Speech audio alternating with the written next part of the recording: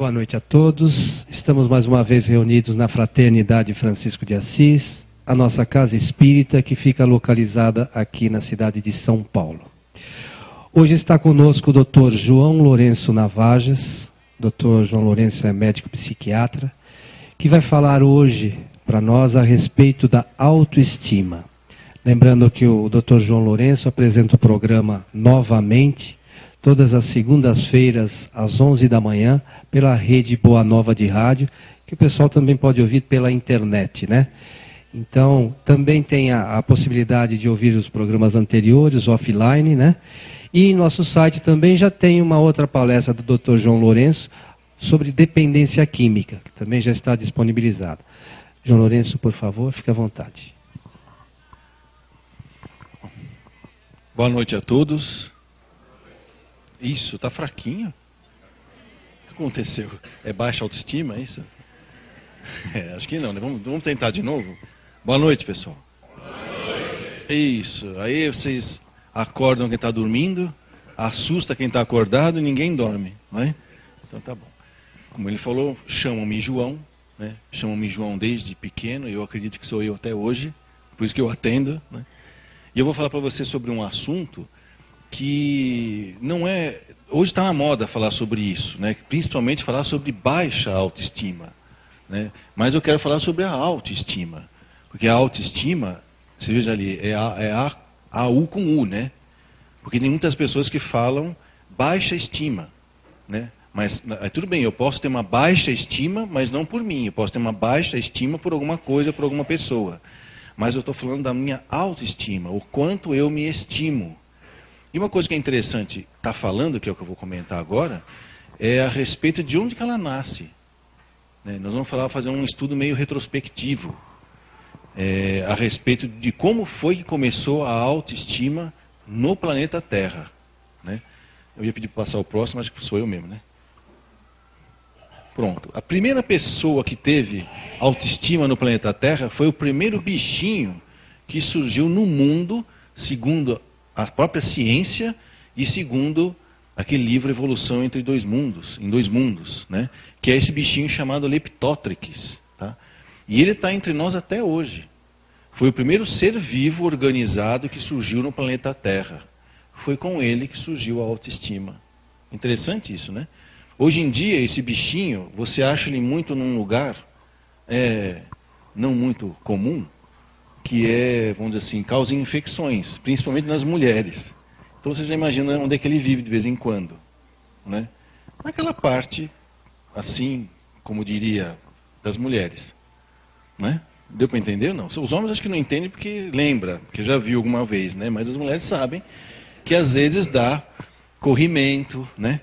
Então eu fico imaginando que esse bichinho, qual é a estima que ele tem dele mesmo, né? Que aonde ele chega, né? Até hoje, e vive entre as mulheres, no bom sentido, né?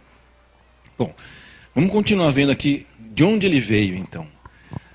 A primeira coisa que apareceu em termos do planeta Terra, em termos de vida orgânica, já foi a manifestação dessa grande vontade maior, que é a vontade de Deus, que é o amor. Por isso que essa frase feita, e é repetida várias vezes em algumas outras religiões, como Deus é amor. Isso é redundância. É a mesma coisa que falar que bola é redonda, né? Deus é realmente amor, e amor é Deus. É a mesma coisa. No entanto, aqui, quando você vê os seres unicelulares, eles já tinham a manifestação desse amor de Deus, já existia. E como é que a gente percebe isso? Quando ele responde por alguma coisa. Então, aquele Leptothrix, ele é um protozoário. O protozoário é a forma de vida menor que existe, em termos de órgãos complexos. A menor porção de vida que existe é o vírus, né? Mas ele não é tão organizado assim. O vírus ele não vive se não estiver dentro de uma célula, como por exemplo uma dessas aqui. Agora essa aqui não, ela vive em qualquer lugar, né? Você pode pegar um Leptothrix e levar para casa. Alguns já estão com ele em casa, né? Vão descobrir daqui a pouco, talvez, lá no ginecologista. Mas não tem problema. Às vezes não causa nada, tá? É só uma lembrança do tempos remotos, né? E o que nós vamos ver aqui, o que eu chamo de primeira manifestação de amor na criatura divina, já no leptótrix, que na psiquiatria nós chamamos de esfera afetiva. A primeira coisa que um primeiro ser vivo fez aqui no planeta Terra foi ter uma resposta afetiva.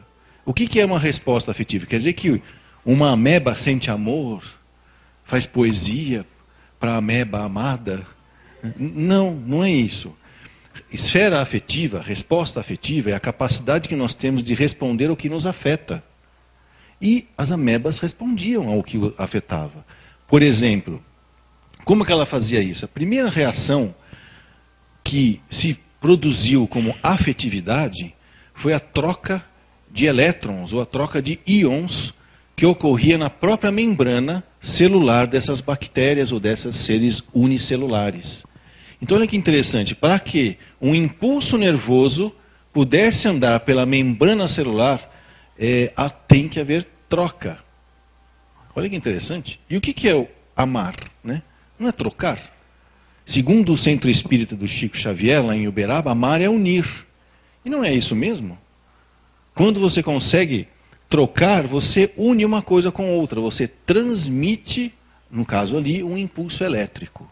Então, realmente, Deus é amor, mas ele não é um amor comum. Ele é um amor cósmico. Em alguns momentos, a gente tem a sensação de que o amor de Deus não é cósmico. Né? Ele seria o contrário de cósmico, que seria caótico. Então, às vezes a gente percebe assim, a gente ouve muito isso na casa espírita. Ah, você está passando por uma provação, né? Você está passando por uma expiação. Aí você fala assim, não, eu estou caótico, está caindo o mundo nas minhas costas. E não é verdade, a gente fala assim, desgraça pouca é bobagem, né? Quando vem, já vem para arrasar. Mas o que significa isso? Que é azar? O que quer dizer provação ou expiação nesse sentido de resposta afetiva? É quando Deus está expandindo o universo. O Big Bang lá, que os cientistas acham que é o início do universo, mas foi um pedaço do universo que se expandiu, é isso que é o caos. Quando Deus resolve expandir a sua vontade, em alguns momentos, no mundo material, é explosão, parece o caos. Mas em seguida, a essa expansão, vem a contração. Não é assim? E aí vai formando o cosmos, o que organiza. Né? Por isso que Deus é amor, e é amor cósmico, apesar de algumas vezes ele estar expandindo. E nós temos isso na nossa vida do dia a dia. Tudo é expansão e contração. O nosso coração, que é o símbolo da afetividade, ele contrai e descontrai. Não é assim? Ele contrai e descontrai. O próprio fato de amar alguém faz a gente abraçar e desabraçar. Não é assim? Ou não? Você só abraça e fica. Pode ficar por um tempo, mas depois cansa, não é? Tem que desabraçar de vez em quando, não é assim? Tudo é assim, tudo é esse reflexo do amor cósmico universal. E aquela ameba originária da raça humana fazia isso só. Né? Expandia e contraía através de estruturas químicas que davam a transmissão de informações elétricas através de trocas iônicas, mostrando que desde o princípio Deus é amor e é amor cósmico. Tá? Aí o que aconteceu com esse bichinho? Tá? Ele começou então a perceber, sentir, que tinha que responder ao que o afetava. No desenho lá, vocês estão vendo ele expandir os bracinhos e pegar um alimento. Não é isso? Mas o inverso ele também faz. Se você cutuca a membrana dele, isso é uma experiência clássica na biologia. Você põe uma ameba no microscópio e cutuca ela com uma microagulha, ela se retrai. Graças àquela capacidade de troca de elétrons e de contração e transmissão de informações. E o que significa isso? Quando você cutuca uma ameba, ela contrai. Que ela respondeu afetivamente a um estímulo externo. Claro que aí sem consciência de si, é apenas uma reação química, biológica, vamos dizer assim, mas aí é a semente, aí está a semente da afetividade do ser humano. É o microcosmo de Deus, que é o amor cósmico e é universal. Né? Ele atinge a todos. Ou seja, é a versão do todo que é Deus em cada um de nós. E começou ali na ameba. Deu para entender? Então, o que significa isso? Que se você fosse uma ameba, você tem que ter autoestima. Porque você é a própria expressão do amor cósmico universal. Se você fosse uma ameba, hein? Então nós não somos. Certo? Vamos continuar chegando lá. Então, os protozoários é que deu a origem à afetividade. Aí, a gente começa a concluir uma coisa. A gente não costuma dizer que o ser humano é um ser pensante? É um ser racional? Aí eu discordo. Porque o ser humano não nasceu do raciocínio, ele nasceu do amor. O ser humano é um ser afetivo por excelência. Quando esse ser afetivo, criado por Deus, começou a perceber o que ele sentia, nasceu o raciocínio. Mas só serve para isso, para perceber o que ele sente. E não para decidir as coisas sem sentir. Deu para entender? Então vamos lá, vamos continuar vendo aqui as nossas origens. Aí veio a evolução. De protozoários para espongiários, para estrelas do mar, peixes que foram se tornando meio anfíbios, os anfíbios, e isso foi evolução. Tudo em função do quê? Do amor. Todos esses bichos que nós estamos vendo aqui, que nós chamamos de bichos, estavam treinando a resposta afetiva. Que o plano espiritual, né, a Pleiade de Espíritos da Verdade, chamou isso de princípio inteligente. Né? Mas aonde está a inteligência naquele jacaré ali, ou aquele projeto de jacaré? Não tem inteligência nenhuma ali. É só afetividade. Tudo bem, que afeto que esse jacaré tem? Fome? Esse é o afeto dele. Ele vai atrás da comida e a gente compreende, não compreende? Desde que ele não venha morder a sua canela, não é assim? Você compreende, mas se ele morder a tua canela, você já fica com raiva dele. Já quer matar o bicho. Né? Tá, já leva para o lado pessoal. Agora, se alguém morder ele não vai levar para o lado pessoal. Por quê? Porque ele não pensa. Deu para entender? Ele só reage instintivamente à vida. Ou seja, a sua resposta afetiva é a mais pura que tem. Vamos continuar, porque a resposta afetiva não parou nessa época. A evolução continuou. Começou a vir os vertebrados, começou a ver pelo tamanho dos ossos, você conseguia dizer a que tipo de evolução tem. Você vê que os mesmos ossos que tinham lá nos peixes, você encontra nos anfíbios, nos vertebrados superiores, nas aves e nos répteis. Tem sempre os mesmos ossos, olha lá. O húmero, a una e o rádio. Aliás, vai uma dica. Você sabe onde ficam esses ossos? Aqui no braço. Né? A una é esse braço aqui, ó, esse osso que fica de cá. E esse aqui é o rádio, que fica do lado de cá. Sabe como é que faz para decorar? É só fechar a mão. Aonde aparecer a antena do rádio, é que é o osso do rádio. Né? Macete lá do primeiro ano da faculdade de medicina. Né? Como é que eu vou decorar isso? O rádio é o osso do lado do dedão.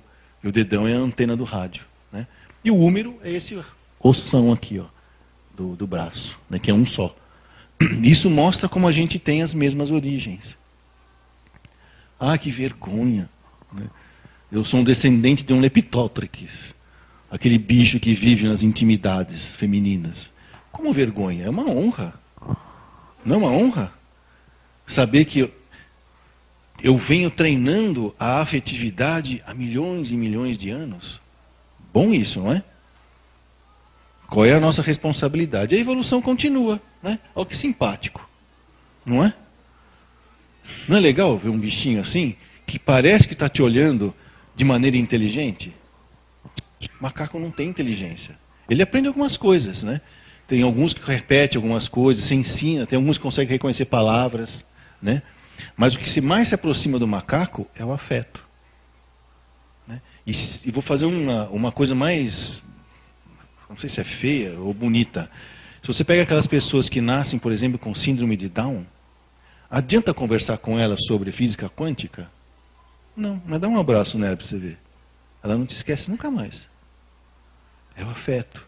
Aonde não tem excesso de inteligência, o afeto consegue parecer mais. Interessante isso, né? Porque nós somos seres afetivos, não somos seres pensantes. Pensar é uma coisa que favorece o conhecimento, né? Mas não favorece o crescimento afetivo. Se você pensar errado ou não souber o que pensar. Olha a carinha, não dá vontade de levar para casa? Eu não aconselho, tá? Porque depois eles ficam maduros, e quando entram na idade da adolescência, eles ficam violentos e sexualmente ativos. Aí você vai largar na esquina ali, vai jogar fora os bichinhos, né? Porque ficou inconveniente. O pessoal leva sagui para casa, né? Porque acha que vai ser bonitinho para sempre. Quando ele fica adulto, ele vira um bicho. Um bicho extremamente afetivo. Ele só responde ao que o afeta, né? Então, olha que interessante. Onde está o elo perdido, né? Entre os animais e o ser humano? Que todo mundo fica procurando e ninguém acha. Tudo bem. A afetividade começou com o Leptótrix. Mas então, quando começou a esfera humana de resposta afetiva? Primeiro veio os grandes golpes, que eu costumo dizer, no orgulho da raça humana. Porque de onde nasce o orgulho? Do raciocínio, não é? Eu me acho, né? Às vezes eu até me sinto, né? Mas se eu não me achar, porque eu posso não ser nada, mas se eu me achar, e achar é um raciocínio, não é um sentimento. Então o primeiro grande golpe no orgulho da raça humana foi Copérnico, quando ele provou que o planeta Terra não era o centro do universo, através de uma luneta, que nada mais é do que exatamente um instrumento que é o inverso do microscópio. É exatamente o inverso. Falando do ponto de vista de ótica, é exatamente o inverso. Você pega um telescópio e vira ao contrário, virou um microscópio. Então o telescópio é para ver o que é bem grande e longe, e o microscópio é para ver o que é bem pequeno e de perto. Interessante, né? Ele demonstrou, só que ele teve que engolir o telescópio dele, né, para que não ser queimado pela Santa Inquisição, naquela época em que a igreja que dizia o que era verdade. Aí vem o raciocínio atrapalhar de novo, né? Nós vamos ver que ele atrapalha no começo só. Depois ele vem para o nosso bem, né? O segundo grande golpe no orgulho da raça humana, que começou a mostrar para ele, olha você começou a pensar, mas não se esquece que você é um ser afetivo. Pensar é para você se perceber, deixar de ser um animal instintivo. Passou a ter emoções e agora vai desenvolver realmente o afeto humano. É nesse sentido. E o raciocínio nos permite esse caminho. Darwin provou que o ser humano não era um ser criado à parte por Deus. Ele era apenas um macaco evoluído. Isso também causou uma perda muito grande, assim, não, mas a gente é uma raça criada à parte. Não é. Faz parte da evolução biológica natural. Nós somos um Leptótrix gigante, complexo, que foi evoluindo e passou do macaco para humano. Mas mesmo assim, ninguém sabe dizer onde é que está esse elo entre o macaco e o homem. Aí veio Freud, dando o terceiro grande golpe no orgulho da raça humana. Exatamente na capacidade de raciocínio, dizendo o seguinte, olha, você não é o que você pensa que é. É como você pensa é que você é. E como você pensa está lá no seu inconsciente, você não tem acesso. Ah, mas como é que eu faço para ter acesso a isso? Pelo afeto. Foi aí que então ele quebrou com orgulho, né, das pessoas dizendo, não, eu sou mais inteligente, eu sou melhor do que você. Mas você tem trauma de infância. Eu não. Só porque eu chupo o dedo? Eu explico para você porque eu chupo o dedo. Explica, mas não justifica. É uma coisa que está no seu inconsciente e que entrou aí e não foi pela razão. Porque quando você tinha meio ano de idade, você raciocinava? Por onde é que as crianças falam com a gente? Né? É pelo afeto. Por onde é que entram as informações do pai e da mãe logo no primeiro ano de vida? É pelo afeto. Né? Adianta mandar uma ACI, uma comunicação interna, para o seu filho e falar assim, olha, come direito, não joga comida pela janela. Não adianta, ele vai jogar, porque é o afeto que faz isso. Né? Foi o Gustavo que fez isso, deu um tapão num prato cheio de molho. Pá, virou, foi para tudo quanto é lado, né? Em casa lá. E adianta, explica, olha, pensa comigo, a criança. Né? Vamos imaginar a situação. Aí quando você termina de falar, pá, e por que ele vai fazer isso? Vai falar, está te provocando. Não. Porque quando ele fez isso, houve uma resposta afetiva em você. Você viu que interessante? A linguagem do afeto. Você pode falar o que você quiser.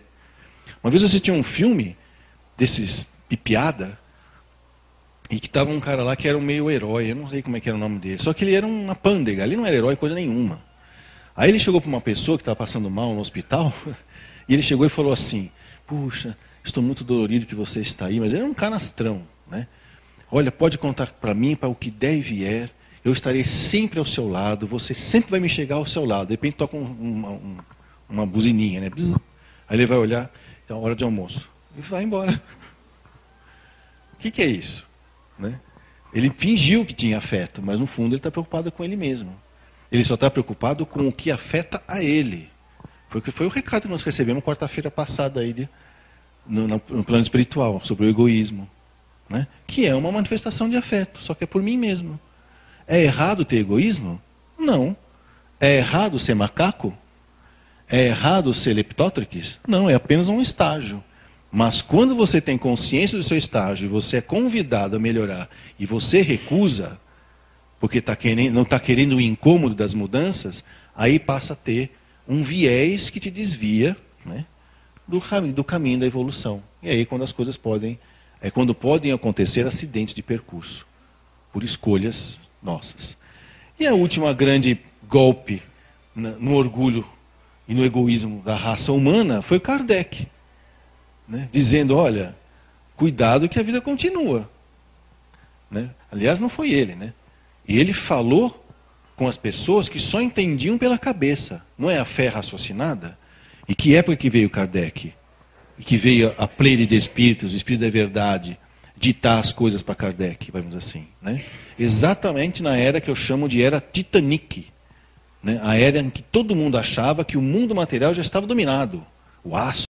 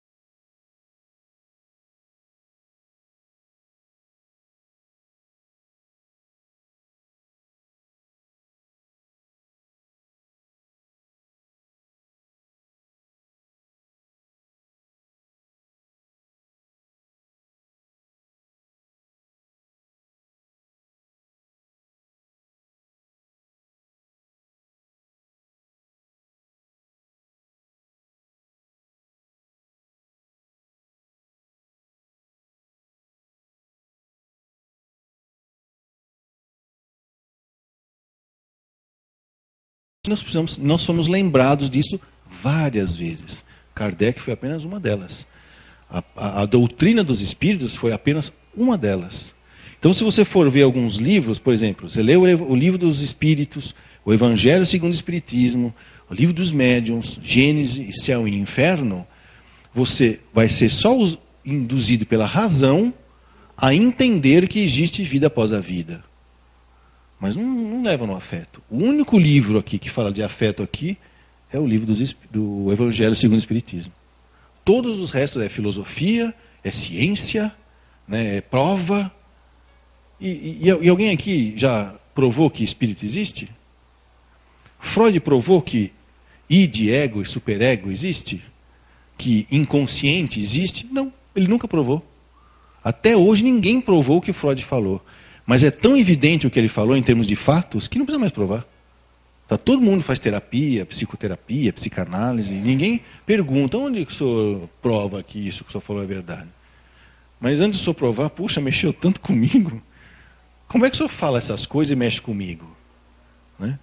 Quem foi que falou para mim? Foi minha irmã que dizendo que eu atendi uma colega dela de trabalho dizendo, nossa, parece que ele me lia por dentro, que ele me descrevia por dentro. Eu faço isso o dia inteiro. Para mim não é novidade. Novidade é dar aula de biologia, como ela dá aula de biologia. Né? Mas o que significa isso?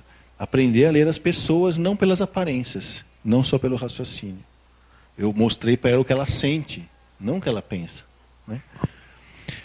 Aquele livro Evolução em Dois Mundos mostra isso que eu estou falando. O elo entre o que a gente vê dos bichos e a gente vê dos seres humanos. O que juntou os dois? Né? Foi essa evolução em dois mundos. Os grandes engenheiros do espaço, quem lê esse livro aí, A Evolução dos Mundos, toda hora está aparecendo os grandes arquitetos do espaço, os grandes engenheiros do espaço. Eles que fizeram o elo.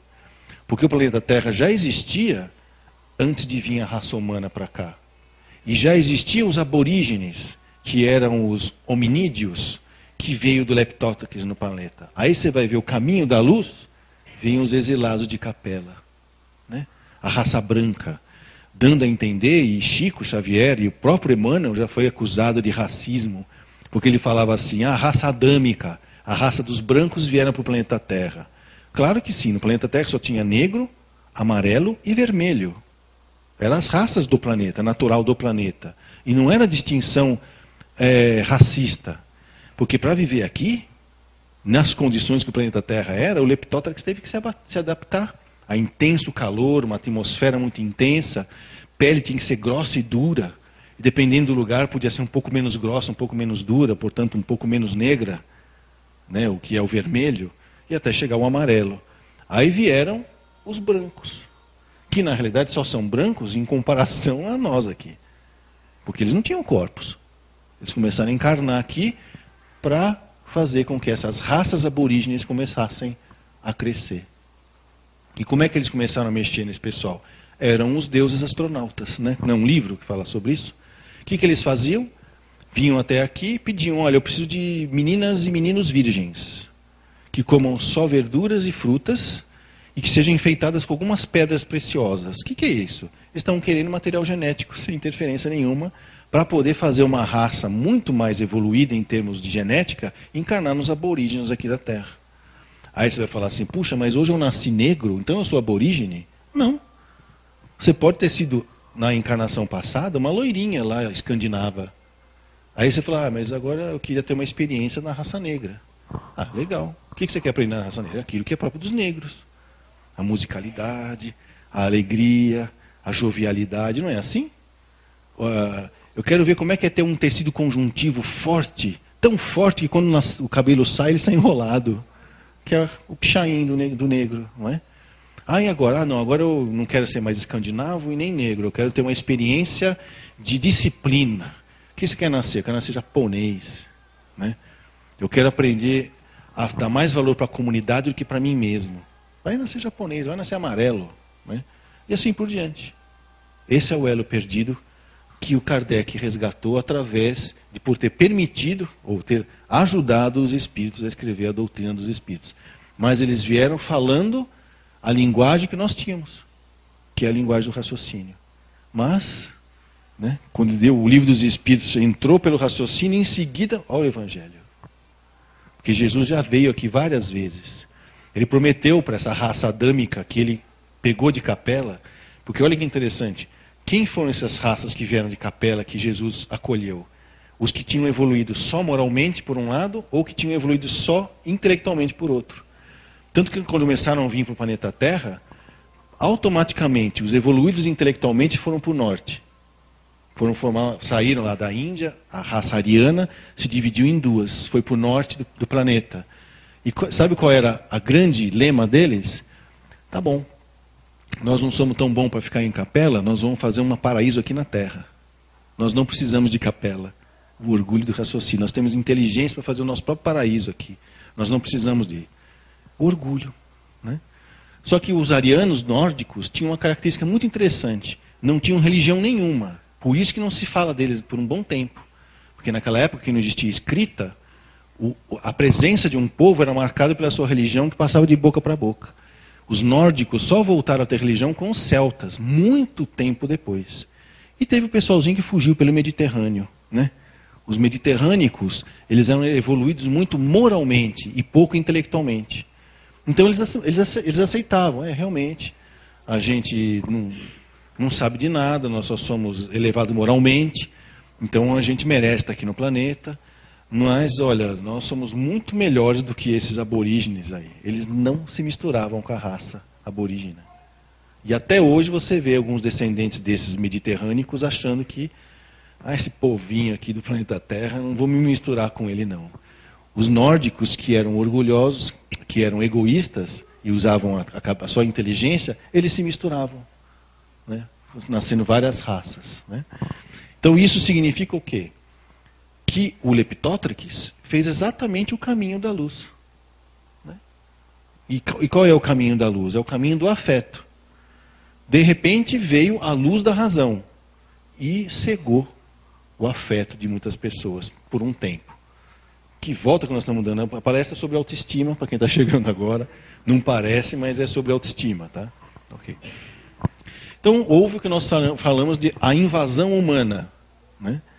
Então, vieram lá os nossos amiguinhos lá de Capela, com a tutela de Jesus, que se disseminaram em vários lugares do mundo, a raça adâmica, influenciando os aborígenes, os verdadeiros terrestres ou terráqueos, a crescerem e a evoluírem moralmente e intelectualmente. Então nós tivemos essa evolução, né? No sentido de... Você vê que a princípio não tinha nenhum instrumento, depois passou a ter instrumento e o instrumento virou arma, né? Influência da razão, né? A gente vai vendo alguns exemplos aqui de figuras onde você, apesar da aparente brutalidade, não sei se é isso, de serem toscos, os seres aborígenes, continuava tendo expressão afetiva. Nem que fosse do tipo assim, aquele cantinho ali, eu gosto de cheirar a sua ferida. A sua ferida me faz lembrar de você. Isso é afeto. Ah, eu gosto de lamber o seu traseiro. Mas você vê cachorro fazendo isso, né? Isso que é nojeira? O cachorro não, né? A gente lambe traseiro. Algumas pessoas lambem. Pois é, mas... E outras ficam até olhando, né? Pela internet. Mas já a gente fala assim, nossa, que coisa meio animal. E não é mesmo? É daquela época. Pode ser resquícios de um passado remoto? Pode. Pode ser escapes instintivos que eu não estou conseguindo segurar? Pode. Tá? Porque a esfera afetiva começa com os instintos. Vira emoção, depois vira sentimento. E tudo isso eu só consigo perceber e assimilar se eu tiver um raciocínio funcionando. Então, olha lá, tem até um nenezinho ali também, né? Se não houvesse afeto, provavelmente a mãe macaco ia achar que aquilo é mais um excremento e ia jogar fora. Se fôssemos meramente animal.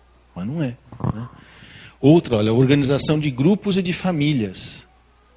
Então, esse Australopithecus é o primeiro macaco que anda em cima das duas pernas. E ainda com o conceito de família. Ou seja, você concorda que a visão de mundo dele mudou? Para quem andava assim, né, só via um certo horizonte. Ele ficou em pé, ele consegue ver mais longe. Interessante, né? Até onde ele consegue buscar coisas que o estimulam afetivamente. Interessante isso. O Espiritismo ampliou a nossa visão em relação ao mundo e ao universo. Nós conseguimos nos sentir afetados emocionalmente e positivamente por histórias que alguns olham e vão falar que é ficção científica. O nosso lar está aí, né? Bombando, né? O Homo erectus já começa a ter feições que a gente já conhece, né? E aí já consegue se organizar de uma maneira em termos de tribos, né? Se organizam em formas de poder se reconhecerem como da mesma raça. O Homo ergaster já são como é que chama? Descendentes dessa mistura da raça adâmica com os aborígenes em vários pontos do planeta, né? Vamos continuar vendo a evolução do afeto. Esse outro tipo, olha lá, um homem hoje é daquele tamanho. Olha como é que era esse Floresiensis. Ele era bem pequenininho. Que se hoje a gente vê um desses, né, falar que é ET, né? E por que não pode existir seres humanoides de formas que lembram o nosso ser humano em outros planetas? Porque é extraterrestre todos aqueles que não nasceram no planeta Terra. Não é isso? Então Jesus é extraterrestre, porque ele não vivia aqui. E o planeta Terra nem existia, Jesus já existia. Mas eu fico imaginando Jesus, E.T. for home. Eu não ia fazer isso, vai. Em vez de fazer aquela postura de curar, ele ia jogar um raio, sei lá de onde, do nariz, sei lá o que ET tem, né? O Homo habilis, já quando ele já começa a perceber que ele pode lidar com instrumentos para diminuir as coisas que o afetam, causando desconforto. Né? Provavelmente no começo eles gritavam, urravam, corriam, brigavam, morriam e nem sabiam o que também estava acontecendo porque não tinham um raciocínio contínuo. Mas era o afeto o principal estímulo. Esse outro tipo de ancestral já é do sul da Ásia, né? Mas estavam todo mundo lá. Aí o primeiro Homo sapiens, que foi aquele que começou a fazer o quê? A ter um raciocínio que não fosse fragmentado, né? Então, o que é um raciocínio fragmentado? É como se ele faz assim, é teto, é chão, é flor, é mesa, mas ele não junta uma coisa com a outra. De maneira que você falar para ele, vai pelo chão, ele não entende. Porque ele não ligou uma coisa com a outra. A capacidade de ligar informações é o que nós chamamos de raciocínio. Né? A velocidade com que você capta informações, compara com o que você tem já guardada e elabora uma resposta. Quando você faz isso muito rápido, você é chamado de inteligente. Quando você faz isso bem devagar, você é chamado de burro. Certo? Ou não? Alguém se identificou com inteligente ou com burro? Né? Depende, né? Depende do assunto. Tem assunto que a gente domina, a gente pensa mais rápido. Tem gente que a gente não domina, a gente vai devagar. Por isso que a gente fala, eu sou burro nesse assunto. Né? Esse cara era quase burro. Né? E aí veio o verdadeiro Homo sapiens sapiens. Né? Que aí você começou a perceber que esse tipo de homem com capacidade de perceber o que o afetava, reconhecer, guardar, elaborar os afetos na caixa craniana como um raciocínio contínuo que não se perdia, já pertencia a várias raças. O negro, o vermelho, o branco, o amarelo. E aí vem a pergunta, tem diferença? Tem. Qual que é a melhor raça? É aquela que você precisa para encarnar. Essa é a melhor raça. Não tem a que presta mais, não. Tem aquela que presta mais para você. O que você precisa encarnar? Eu preciso aprender a humildade. Então vai nascer em algum lugar onde você vai treinar a humildade. Né? Eu quero aprender a vencer a tentação da corrupção. Vai nascer brasileiro. Né? Não é assim? Eu quero aprender a vencer qualquer coisa estranha, né? Vamos dizer assim. Então essa é a árvore evolutiva do homem. Né? E o que evoluiu aí? Todo mundo só fica olhando o húmero, o rádio, né? Fica olhando o tamanho do crânio, as armas, os utensílios. Mas o que nós estamos olhando aqui? A capacidade que eles têm de perceber como que eles respondem afetivamente. Porque todos têm o mesmo afeto, todos. Do ponto de vista instintivo, desse macaquinho aqui embaixo até os homens lá em cima, todos têm medo. Não tem? Todos têm culpa, todos têm raiva. Não é assim? Mas o macaquinho não percebe. E não é assim que você vê, às vezes, por exemplo, o veterinário ele diz assim, se o seu gato subiu na mesa e quebrou alguma coisa, dá bronca na hora. Porque se ele der a volta no salão, já não lembra mais. Não adianta pegar ele, olha o que você fez. Só vai aliviar a tua raiva, mas ele não está aprendendo mais nada. Né? Ele vai ficar com medo de você. Outra coisa interessante que a gente vê veterinário falar, se você vai dar bronca no seu animal, vá até ele. Porque se você chamar, vem cá, ele vem, pimba, você dá um tapa nele, ele não te atende mais. O animal pode não ter inteligência como a gente, mas afetivamente ele fica condicionado. Né? Não é interessante isso? Não tem o domador de cavalos, o domador de cães. O cara vai pelo afeto, ele não vai pelo raciocínio, pela bronca. Com criança também é assim. Né? Você pode falar o que você quiser, né, para a criança, mas se você dá um olhar ou dá um abraço, ou olha feio, já é o suficiente, não precisa fazer discursos. Né? Porque não é pela cabeça que entra, nem pela nossa cabeça, tá? O que entra é pelo coração. Né? Então a gente estava falando aqui, fazendo umas comparações, né? A evolução do homem. Era um macaco encurvado, foi levantando, virou um homem com arma, depois foi agachando de novo e até que virou corcunda de novo no computador. É uma evolução invertida, sei lá, né? Ou divertida, né? E aí a gente coloca o homem, eleva-se acima das outras raças, porque é inteligente. E aí, como eu falo para as pessoas, às vezes eu tenho pacientes que eu falo exatamente isso para ele, olha, a sua inteligência é a sua maior burrice. Porque tudo que você quer explicar, tudo que você quer controlar, aceita. Não, mas eu estou aceitando. Não, você está explicando, está tentando justificar. Aceitar é com o coração. A aceitação é a solução. Larga a mão de ser controlador, de ser especulativo, de ser mandão. Desce do pedestal. Vem ficar com a gente aqui. Né? Vem morar com a gente aqui na Terra. Né? Vem aprender com a gente o dia a dia do amor. Né? Mais uns exemplos de homem moderno. Né? Olha lá, começa como um macaco, fica em pé, fica barrigudo e vira um porco. Quer dizer, é tudo afetividade mesmo, né? O porco é o bichinho mais afetivo que tem. Você sabe o que é interessante? Que, biologicamente falando, geneticamente falando, o porco tem a genética muito parecida com o ser humano. A maioria dos heteroenxertos que se faz se usa coisas de porco.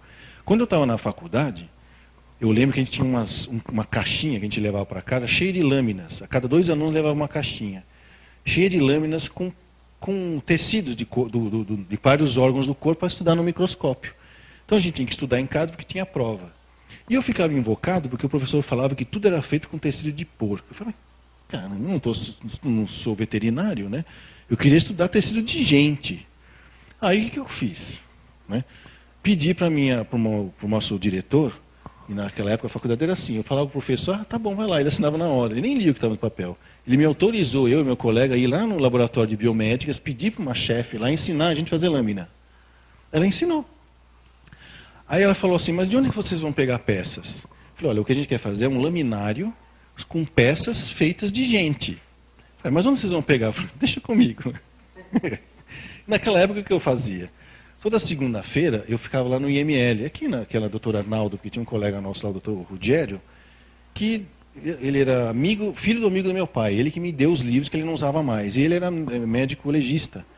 Então eu falei para ele que eu queria fazer isso, e ele ficava me ensinando as coisas, fazer exame médico legal, que no começo eu fiquei apavorado de ver aquelas coisas, né? Depois a gente já se acostuma com os horrores, né? E aí o que eu fazia? Eu falava, posso pegar um pedacinho? Ele falou, pode. Aí eu peguei um pedacinho. Aí eu montei um laminário de gente. Aí eu fui comparar. Aí eu falei, professor, ó, tem um laminário de gente. Eu falei, vamos ver? Aí ele foi ver comigo, não dá para aprender nada. Porque as estruturas do ser humano não são didáticas. O porco é didático. Sabe que interessante? Então o porco é inteligente. Ele doa o corpo dele não só para fazer torresmo, mas para a gente poder também viver, né? Bom, o homem moderno, né? Ele tem nos seus ancestrais antecedentes instintivos, né? Na qual ele não pode negar que ele tem instinto animal, que ele tem emoções, né? Que é o instinto elevado à razão. Então, quando você está andando na rua, um cara está andando na rua e vê uma moça bonita, ele fala, eu estou apaixonado. Que nada, ele quer transar com ela, não sabe nem o nome dela, como é que pode estar apaixonado? Ele está racionalizando o instinto. Depois é que eu vou conseguindo elevar os meus instintos a nível de sentimento. Aí eu começo a respeitar a beleza do outro. Posso até me sentir atraído. E talvez vou até lá, com muito respeito. Por amor. Por amor à pessoa? Não. Por amor a si mesmo. Né? Que nós estamos chegando na palestra. Vai começar a palestra daqui a pouco. Né? Interessante. E o homem moderno, olha que interessante. Nunca ninguém pensou em pegar aquele desenho lá do Leonardo da Vinci e colocar no supermercado lá. Né? Que é exatamente isso. A gente pegou tudo isso que nós sabemos que nós somos e colocamos em função da vida prática. E hoje o que acontece? Vivemos tanto em função da vida física e do raciocínio, que quando a gente vê uma pessoa, a gente já avalia ela pela roupa que ela usa, pelo carro que ela chega, pelo sobrenome que ela tem, pela cor do cabelo, né, pelo título dela, e já julga, condena e executa, ou julga, absolve e solta, né, de cara. A gente não para nem para conversar. Não fico a cara daquela pessoa. E a gente não quer saber por quê. Não gostei daquele comportamento. Não é? E nós espíritas fazemos isso. Né? Vem aqui então, entra um cara da congregação cristã aqui. Eu gostaria de dar uma opinião sobre vocês, pecadores do inferno. Vocês que ficam mexendo com os mortos. Vocês já falam, não gosto desse jeito. Não é assim? E, no entanto, ele sai daqui, provavelmente faz mais caridade do que todos nós juntos. Não é? Só que ele tem esse jeitão dele. Né? Então, o semelhante se atrai e se organiza conforme o seu jeitão.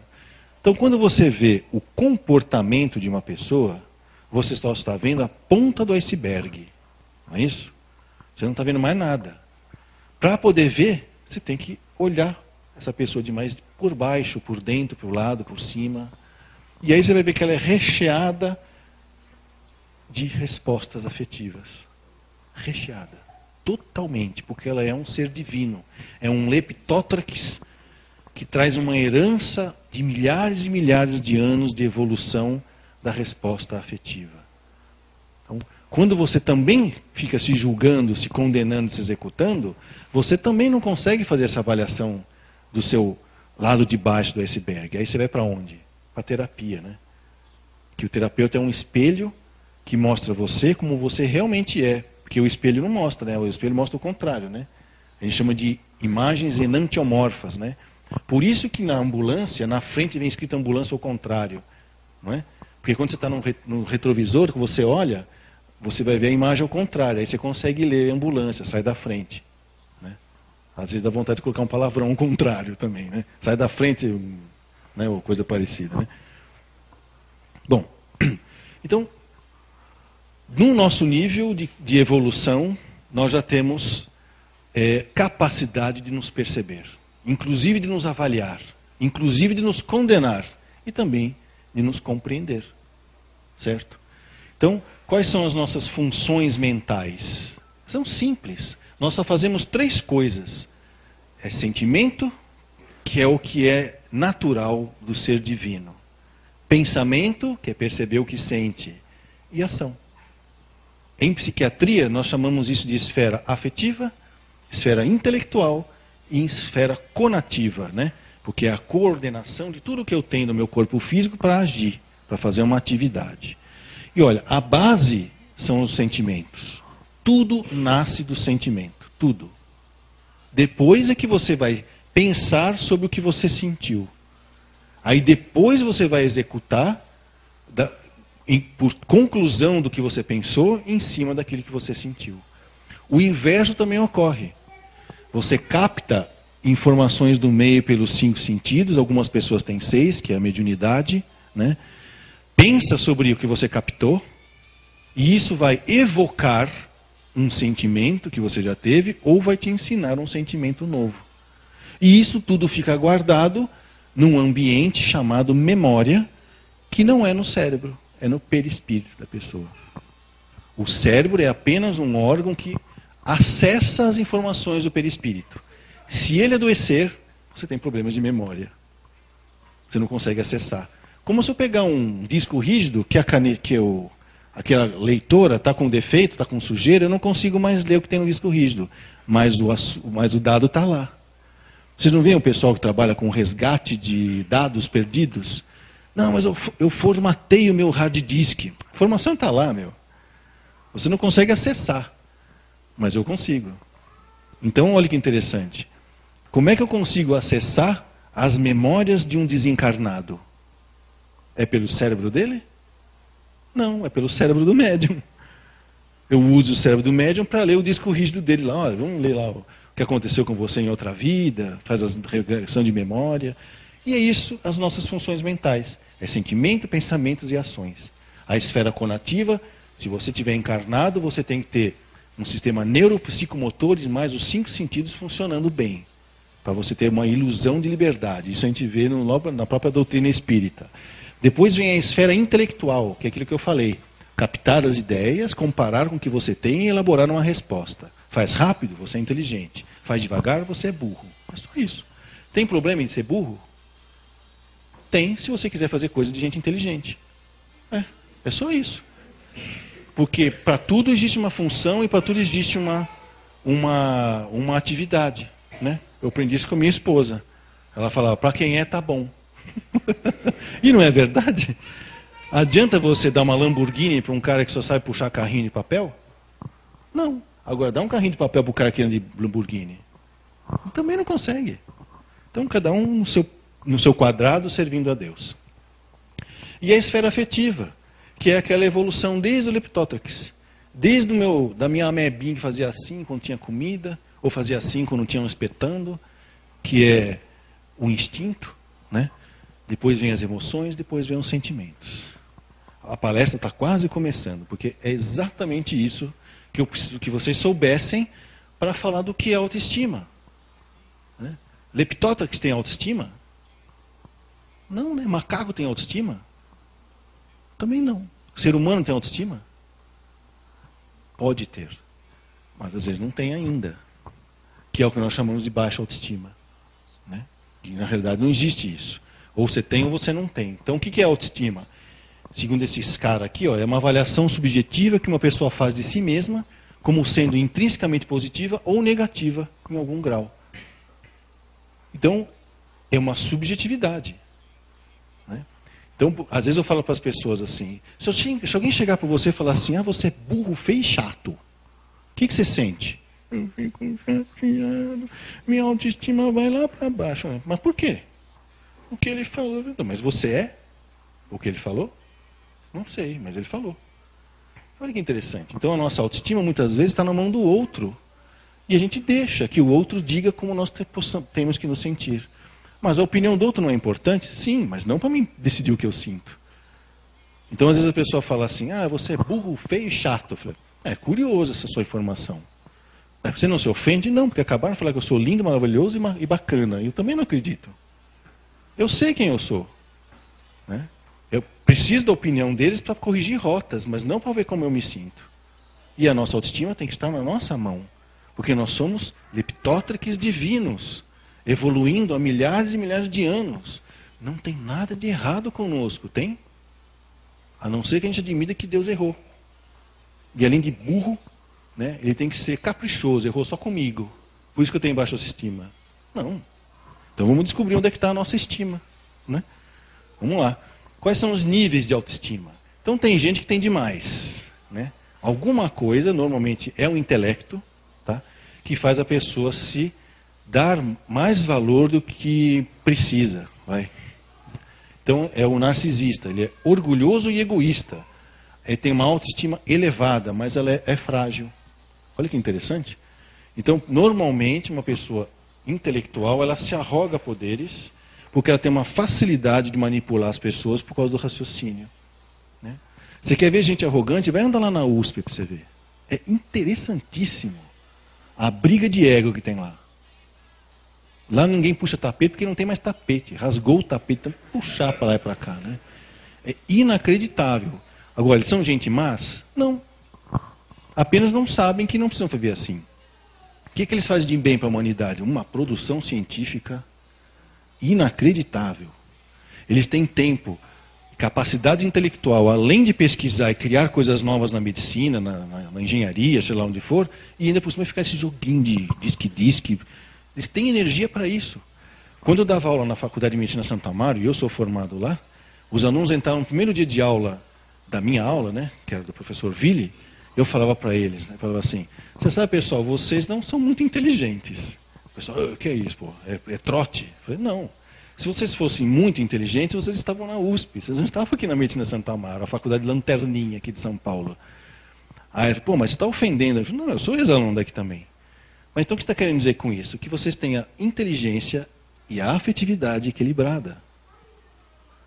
Porque excesso de inteligência como excesso de afetividade sem equilíbrio, desvirtua. Então você já pensou um médico que você vai falar com ele já começa, não conta a sua história para mim. Eu não sei o que eu vou fazer com você. Vamos chamar um médico. Como assim? Você é um médico. Agora você já pensou o cara te atende? E aí, tá doendo? Não tá doendo? Olha, vou mexer no seu olho, você só tem. Olha, quebrou, você só tem mais um olho. Eu vou mexer no outro agora, não se mexe. Como assim, meu? Não pode ser assim. Então nós não podemos ser nem narcisista e nem servil, que é o submisso e o perdulário, né? Que é o contrário do orgulhoso, que submete os outros, o submisso ele submete aos outros. E o egoísta é o contrário de perdulário, que dá tudo que tem e não tem nem para ele mesmo. A autoestima dele é baixa, porém é segura. E é interessante que essa era a maneira pela qual nós espíritos, eu, né, vivia. até fazer terapia. Eu era servil, submisso. Não saiu. Não saiu. Vocês entenderam o que eu falei? E por quê? Porque eu achava que ser bonzinho era ser submisso. Aliás, que ser bom era ser bonzinho. Né? Até ter que trabalhar numa instituição onde os caras me engoliram. Em 2 dias me engoliram. Por quê? Porque eu estava lidando com dependentes químicos, extremamente malandros, e eu bonzinho. Me tomaram sopa na minha cabeça, como falava o chefe lá da clínica. Ele tomou sopa na sua cabeça. Mandaram eu parar de atender os pacientes, que eu estava atrapalhando o tratamento. Eles conversavam comigo um fim de semana, que eu era plantonista, na segunda-feira todo mundo pedindo alta a pedido. Por quê? Porque o doutor João falou que eu não sou alcoólatra, eu tenho um encosto. Ele falou que eu tenho um espírito que faz eu beber. Ele fez eu falar isso. E o Romero otário, né? Então olha que interessante, nem lá e nem cá. Qual é a qualidade da autoestima? Ela pode ser estável, ou seja, ela é constante através do tempo. Mas ela pode oscilar. E existe uma oscilação natural da autoestima. Por exemplo, se você faz um projeto e não dá certo, por um tempo você vai falar assim, puxa, dancei, né? Mas só, depois passa, deixa eu lá ver o que aconteceu, nós vamos chegar lá. A independente, ela está presente em qualquer contingência que se apresente. Então, de repente, você está prisioneiro, como já aconteceu quando eu estava no exército, treinando o exército, né? Aí o xerife, fazendo a trilha lá, um fio de luz desencapado, dava um choque de vez em quando, e você não chegava a nada. Se você perdesse o fio, você não sabia onde você estava. E de repente eu tive que entrar num lugar que era do tamanho desse piano assim, com água até metade. E tinha que andar num túnel que você não sabia onde ia. No escuro, ia nos caras dando tiro, nos buracos lá. Falei, tô ferrado, né? Aí uns colegas nossos saíam brigando, queria bater no soldado, e uma confusão lá, né? Aí o que eu puxava para dentro de mim? Eu já era espírita, né? Eu puxava para dentro de mim e falava assim, olha, quer saber de uma coisa? Eu estou aqui para o que der e vier, né? Com certeza eles não estão fazendo coisa para a gente morrer. Mas que eu estou de medo, eu estou. E eu fiquei apavorado. Você imagina você agachado, com um fio de luz dando choque aqui, e você não podia perder o boné, a água por aqui, e você não sabendo para onde você vai. A tua autoestima vacila. Ela pode ser independente quando você quiser. Chega aquela hora e você fala, meu Deus, quem sou eu, né? E a automática é aquela que está profundamente arraigada no psiquismo. E é isso que nós vamos falar sobre isso. Como deixar a nossa autoestima arraigada. Né? É só lembrar que nós somos leptótrix. Né? Benditos sois vós entre as mulheres. Não é? Nós viemos de Deus. Não tem por que se duvidar de você. Então, quais são os pilares da autoestima? Primeiro, a autoaceitação.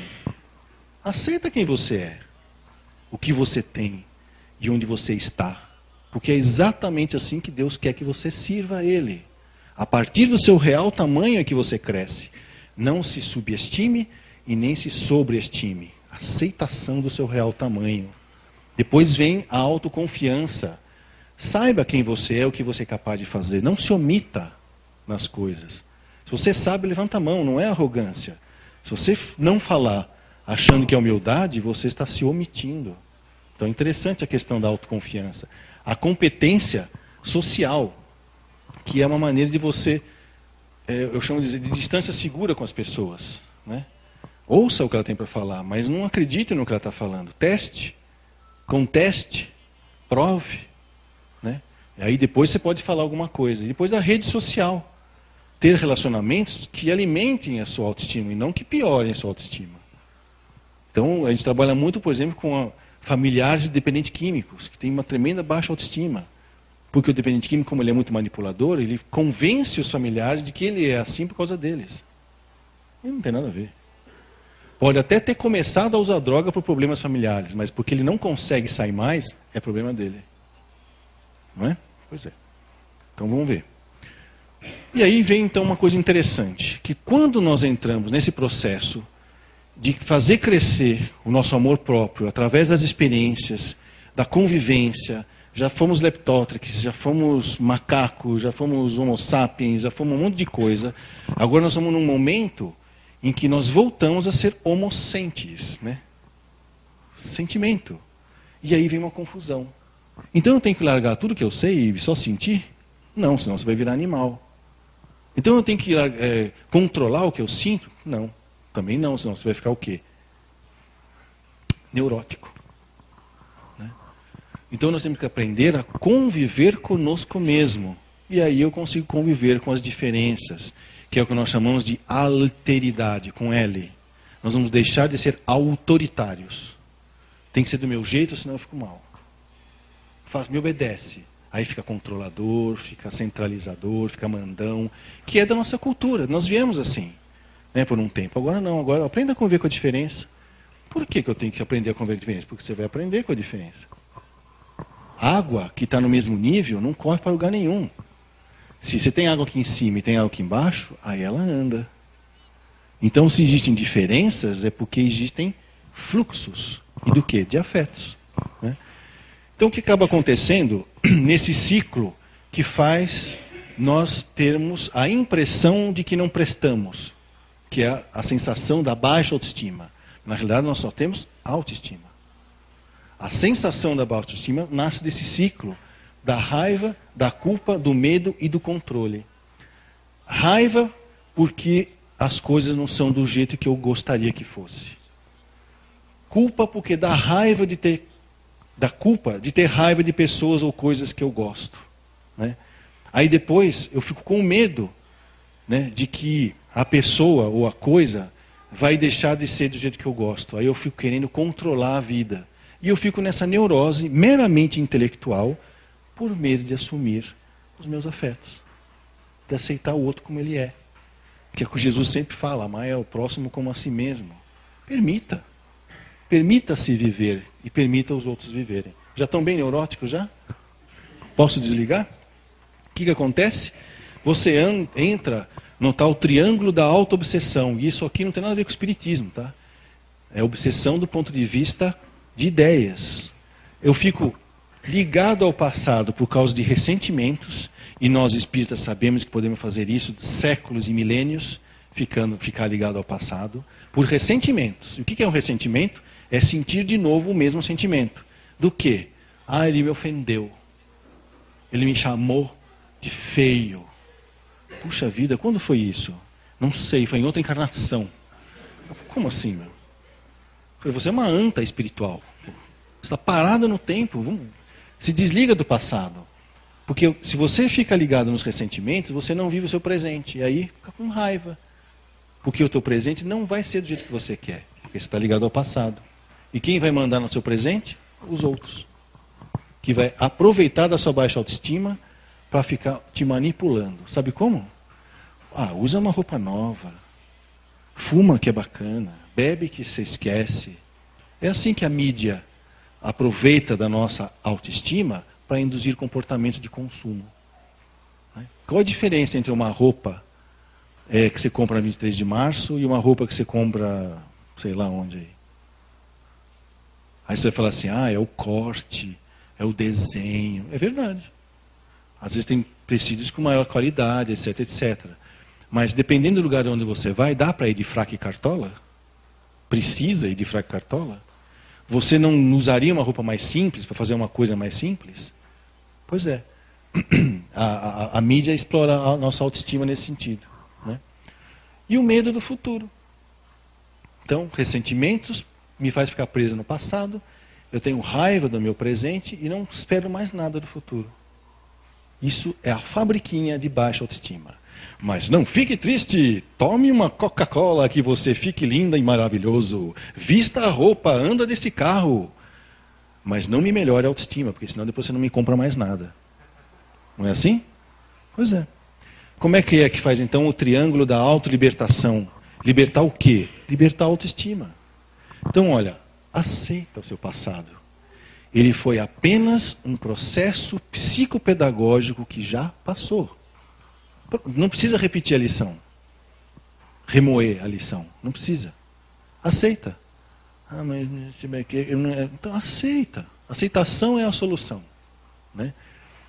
Ame o seu presente. É a única coisa que você tem exatamente agora aqui. É o seu presente. Dá para fazer alguma coisa? Já passou. Passou um segundo. E eu não falei o que eu tinha que falar. Olha que interessante. Eu não escutei o que eu tinha que escutar. Quantas pessoas esperam o parente morrer para dizer, ai, eu te amo tanto. Dá vontade do cara acordar, agora você vai falar, meu. Espera eu desencarnar, é o psicográfico. Tá me enchendo isso. Deixa eu morrer em paz. Não é? E aí eu volto a ter fé em alguma coisa. Eu começo a voltar a acreditar, a voltar a entrar em sintonia com alta fidelidade em alguma coisa lá na frente. Né? Porque agora eu estou sintonizado comigo. Né?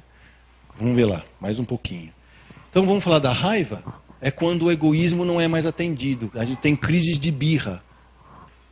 Vocês não se viram com crise de birra? Fazer bico? Só porque não foi do jeito que você quis. Não precisa fazer isso. Falar e falar, ó, não gostei. Só que eu não queria conversar agora porque eu estou com raiva, estou com vontade de arrancar seus olhos. Mas eu não vou fazer isso, então vamos conversar depois?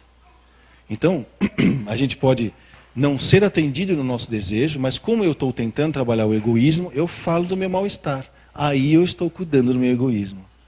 Ok? E não fingindo que eu sou bonzinho, fazendo cara de... Deus há de compreender a situação. Aí fica falando aquelas caras de que todo mundo é errado, só você é certo. Né? Porque o egoísmo é uma fase da vida só. A culpa, quando a raiva nos levou a cometer erros. Não é verdade? Você xingou, deu as costas, se separou, brigou, bateu, matou. Essa é a história do planeta Terra. Tem alguma coisa errada em fazer isso? Não. Faz parte do nosso momento psicopedagógico do planeta. Mas a gente fica lá alimentando culpas. Né? Então tem gente que prefere. Né? Em vez de reparar o mal, fica lá, eu não mereço. Eu tenho um problema no passado porque eu matei a minha mãe afogada numa piscina de cocô. E fica lá, viajando na maionese. Meu, dá licença, vamos andar aí, que a sua mãe já reencarnou. Tá? É sua filha. Então, quando a raiva nos levou a cometer erros, eu fico me martirizando e o que é pior, procurando desculpas. E o espírita é bom para dar desculpa, não é? Ah, eu acho que eu tenho um problema kármico com o meu pai. Eu acho que eu tenho um problema kármico com o meu vizinho. É mesmo? Você conhece ele há quanto tempo? Não, mudei ontem. Meu, compreenda. O medo é quando a culpa nos faz sentir medo do castigo. Aí eu fico fugindo das coisas, fico evitando. Quando eu era adolescente, eu tinha essa proposta. Eu falava assim, nada de ruim vai me acontecer. Por quê? Porque eu não faço nada na minha vida. Interessante isso. Quer não acontecer nada de ruim, não faça nada. Aí o pessoal perguntava para mim, mas qual é o seu problema? O meu problema é que eu não tenho problemas. E não era verdade? Quando eu percebi, o meu maior problema é que eu não tinha problema. O que acontece? Você não desenvolve nada na vida. Desenvolve? Você tem que ter questões, né? Questionar. E não precisa ter medo. Né? É fé. E aí o controle, né? Quando o medo faz a gente tentar controlar os outros. Aí como você não vai conseguir, vai dar raiva de novo. Aí começa raiva, culpa, medo, controle. Raiva, culpa, medo, controle. Como é que a gente faz para lidar com isso? Sejam bem-vindos. Estamos todos no mesmo planeta, no mesmo nível, querendo aprender a fazer isso. Tá bom? Não sou nenhum professor que já está evoluído, estou aqui materializado em forma de santo para ensiná-los a viver. Nós já estamos aprendendo a viver, convivendo um com os outros. Tá bom? Então vamos ver a resposta. É quando nós decidimos responder por nós mesmos. Com honestidade, mente aberta e boa vontade. Honestidade para o quê? Para se enxergar. Não para ficar pagando conta na hora certa, chegando na hora certa. Isso não é honestidade, isso é obrigação. Mente aberta para poder enxergar o que você não consegue enxergar em você. E boa vontade para mudar de comportamento quando você percebeu que tem alguma coisa que já está na hora de mudar. Não que está errado, tá? Já está na hora de mudar. E aí, os 4, portanto, instrumentos da alma é a raiva, o medo, a culpa e o controle. Só que agora nós estamos sendo convidados a não precisar mais desses instrumentos. Vamos apenas responder. Vamos ser responsáveis. Ah, eu fiz. Mas não deu certo. Realmente não deu certo. E agora? E agora que eu tenho que fazer a reparação. Então, lambe aqui meu pé que eu perdoo você. Não. Lamber seu pé não vai reparar o que eu fiz. Eu tenho o direito de reparar. Eu não tenho a obrigação de reparar, eu tenho o direito. Ah, mas não dá para reparar. Realmente não dá. Eu vou ter que compensar isso. Então, você compensa fazendo uma coisinha aqui para mim. Não. Eu que vou estudar, se você não quiser me ajudar a estudar uma maneira de compensar o que eu fiz, não precisa, eu vou buscar. Mas eu respondo pelo que eu faço, mas só pelo que eu faço, não pelo que os outros me manipulam, certo? E aqui eu sugeri alguns livros, eu estou só colocando aqui, alguns livros que a gente está lendo, até na rádio, para poder trabalhar o egoísmo, por exemplo. É o livro vermelho dos Neuróticos Anônimos, que fala sobre as leis da doença mental e emocional. Fala tudo como o egoísmo nos deixa doente. É muito interessante. Não é uma obra espírita, mas extremamente espiritualizada. Para falar do orgulho, tem um livro da Hermance de Faux, que fala sobre a reforma íntima sem martírio. Né? Porque às vezes as pessoas gostam de se martirizar, porque o mártir ainda é bastante importante. Eu vou morrer por vocês. Isso é orgulho. Mata você sozinho, não tem nada a ver com você. O medo, que é o desespero, e não espero nada, tem um livro que eu estou lendo agora na rádio, chama-se Como Evitar Preocupações e Começar a Viver. Certo? E o outro que também já foi lido é Como Lidar com o Controle, ou seja, a Frustração, que é um livro chamado Peça e Será Atendido. Mas cuidado com o que você pede. Ok? Porque a grande resposta é essa. Né? A possibilidade de você seguir exemplos superiores a você. Não é o caminho, a verdade e a vida? Que exemplo que ele nos trouxe? De baixa autoestima? Ou de arrogância e prepotência? Não, só de autoestima. Ele perdia o controle, não perdia, ficava com raiva. Ele hesitou. Ai, pai, não dá para afastar esse cálice de mim? Provavelmente Deus deve ter falado na cabeça dele. Dá, mas a minha obra não vai parar por causa disso. O que ele quis dizer? É a sua chance. Né? Aí ele fala, então tá bom, deixa comigo que eu não vou largar essa chance. Então, para nós, o nosso maior exemplo é ainda o nosso grande tutor, que nos trouxe até aqui para evoluir junto com os nossos irmãos aborígenes. E hoje nós somos essa mistura, né, fina, como fala dos propaganda de cigarro, né, essa mistura fina de leptótriques com macaco e seres humanos que estão aprendendo a se amar. Né? É isso que eu queria falar. Sejam bem-vindos. Né?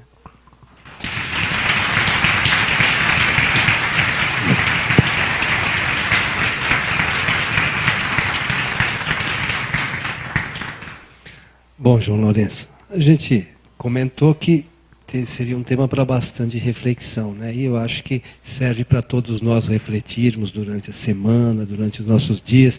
Aqueles que quiserem rever algum ponto, dentro de poucos dias, essa palestra vai estar disponibilizada no nosso site, né? Poderão revê-la na íntegra. E refletir realmente, né, sobre tudo isso que foi dito e, se possível, colocar em prática essa parte final, né, para que a gente realmente possa crescer. Na realidade, eu gostaria que as pessoas parassem de refletir, passem a sentir. É isso aí. Beleza, João Lourenço, muito obrigado. E a gente espera você de volta em breve aqui para mais uma palestra, para ajudar a gente no nosso crescimento aqui. Tá bom? Obrigado. Um abraço. E aos nossos amigos da internet, o nosso abraço também e até o nosso próximo encontro.